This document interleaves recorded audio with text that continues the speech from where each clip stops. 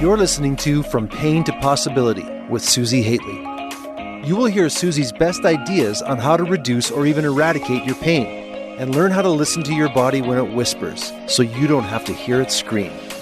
And now, here's your host, Susi Hately.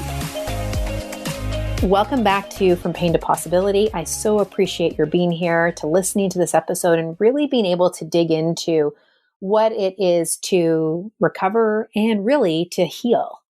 I know so often in our world, it's all about managing symptoms and fixing stuff. And I like to be the voice of, well, yeah, that is possible. And there's this other way. There's an art and a science to this thing called recovery and to healing. And I really want to be that voice to open up the conversation in your own soul and in your own brain. Particularly if you're listening to this, there's some belief that you know that this is true. To those of you who are the medical brains, I want to assure you that what I am talking about is not wing nutting.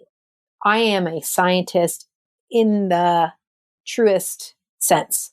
I like to follow results. I like to create hypotheses. I like to experiment. And then based off of those results, I move forward.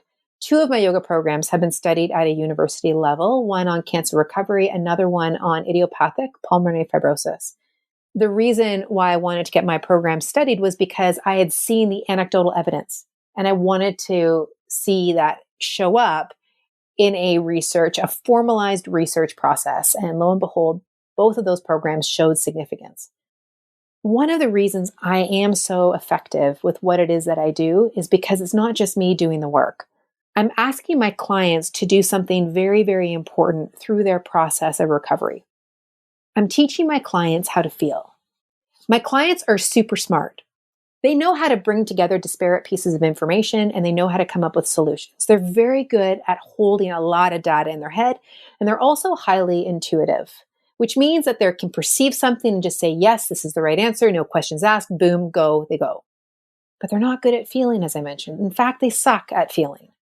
What do I mean by feeling? I mean feeling in the truest sense of the word, meaning feeling their body's sensation and feeling the emotion and the vibration of that emotion.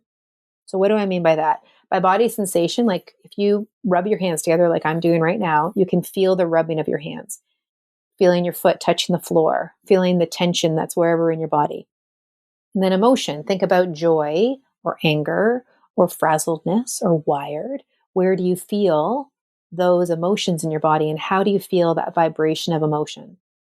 Over the years, particularly in my lifetime, I have seen a steady moving away from emotion and sensation as being guiding forces. Now, I do see pockets of medicine and pockets of other aspects of life returning to them, particularly as we're coming out of the pandemic and understanding how important it is to be somatically aware as a process for improving someone's mental health. So that's becoming more a construct that is being addressed. Same thing with helping people heal from trauma, is to be coming into the space of somatic awareness. So it is a conversation that is getting its place. But the reality is, again, that so many of my clients have learned how to become very brainy, very logical, and bring in their intuition. So they haven't relied on their body. They haven't needed to. But now they're in a predicament. Their symptoms aren't improving. And they are F-bomb annoyed. They're pissed off because they can't solve the problem. And they are someone who is used to solving a problem. And try as they might, it's not working. They want to fix it. It's not working because it's not a problem to fix. It's a problem to feel. And when I look back over my career, the people who've recovered the fastest are those people who are willing to feel and not just intellectualize the process, because the process of recovery and healing is not one of fixing. It is a process of feeling. I love the line, you've heard me say it before, when you listen to the body when it whispers, you do not have to hear the screams.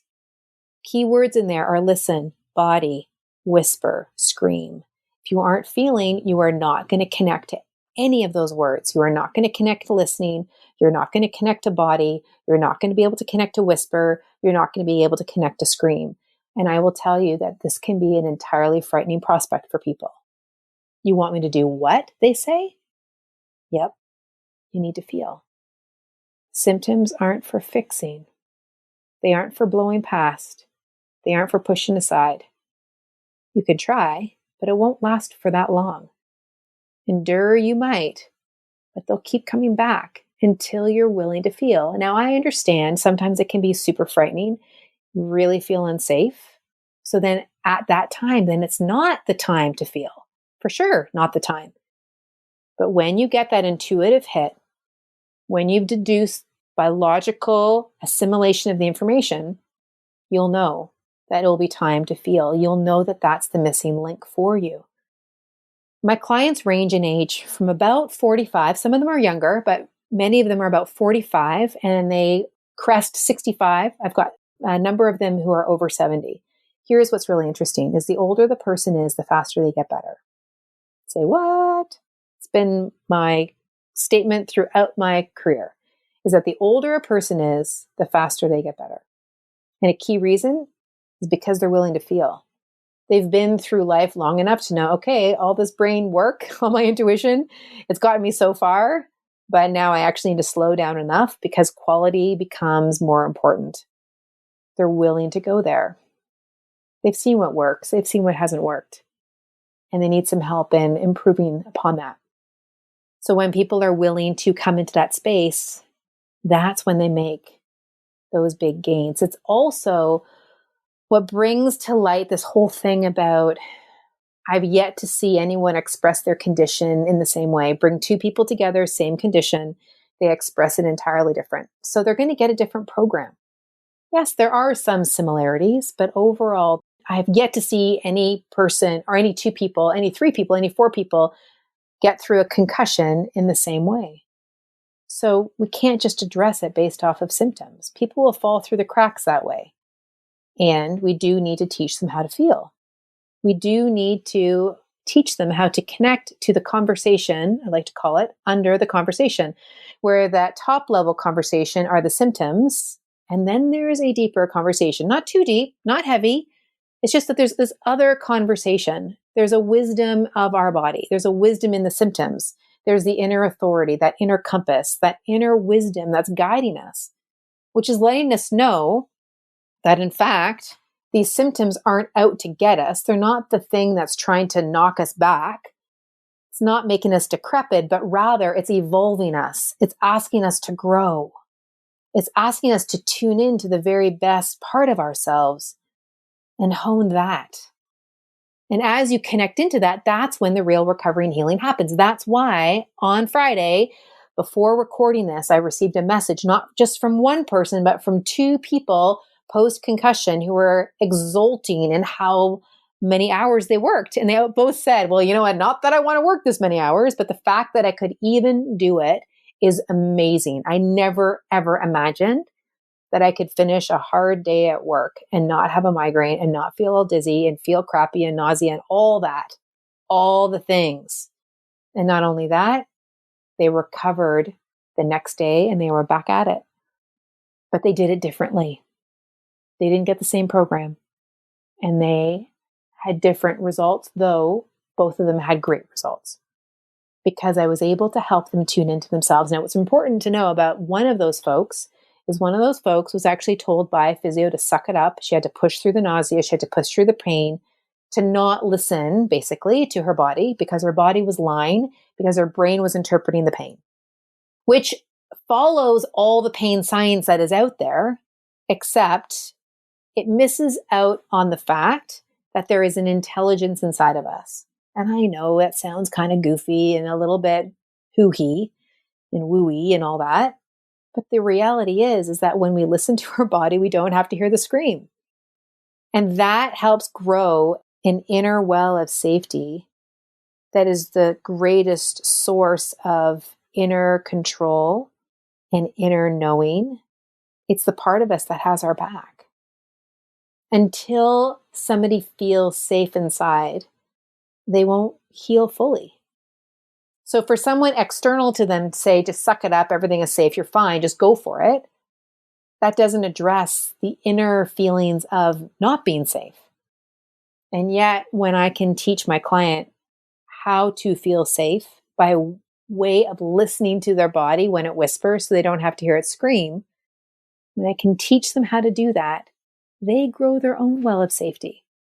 They make their own decisions, utilizing the information their healthcare professionals are giving them and all sorts of other people around them are giving them. But it's through the filter of their knowing. And when people make decisions through the filter of their knowing, they are the best decisions. And even if they goof up and they make a mistake, oh well, now they've got better information. They've got more information from which they can make the decision. That's all part of the process of learning, the process of discovery. And that's what happens when someone works with me, is they learn how to trust themselves again. They learn how to feel. They learn that inner wisdom. So initially they kind of make these stop and go progress. And it's like, oh, now I get it. And then it starts to pick up pace because they're able to tune into those whispers, what I like to call the yellow lights, so that they can make better and better decisions, that they don't have to hear the screams, those red light sources of pain. The bottom line is this: don't dismiss your symptoms. Your symptoms are a guide. And when you can perceive them as a guide and learn how to work with them, you start to come into the space that is truly the art of recovery and of healing. You can pull in all the scientific evidence and all of the information that your variety of healthcare professionals are giving you. You can put it all on the table and you can filter it through your own inner authority. And from that space, you make your decision. And it's the best decision you can make for yourself. But you've got to feel. Now, if this is starting to resonate a little bit for you, you're starting to recognize that there is this correlation between what's going on with your body, that you are really good at bringing in disparate pieces of information. You're also quite intuitive and perceptive. That you're kind of connecting with, wow, you know what? I really don't feel. I'm a little scared to feel. It's a bit vulnerable to feel. But maybe feeling is something I need to do to help myself listen to the whispers so I don't have to hear the screams. And I want Susi's help. So there's two ways that we can work together. The first is through healing and revealing human potential, because in my mind, the recovery process is just that. It really is allowing our symptoms to guide us forth into what our real potential is, because our symptoms are actually asking us to tune into our inner authority. And when we do that, some remarkable things happen. And you might prefer to work on an individual level, on a one-to-one level. And if there's something there that is nudging at you and niggling at you, then do send us an email at health@functionalsynergy.com. And then Kia will be able to give you more information. And you can ask all the questions that you need to make the very, very best decision for yourself. But the bottom line is this: you've got to feel to heal. You've got to connect your great, great, awesome brain and your intuitive ability with the information that sits somatically in your body. When you bring those three things together, that triad, remarkable results happen. I'd love to be your guide on this path. I'm looking forward to hearing from you. We'll see you next time.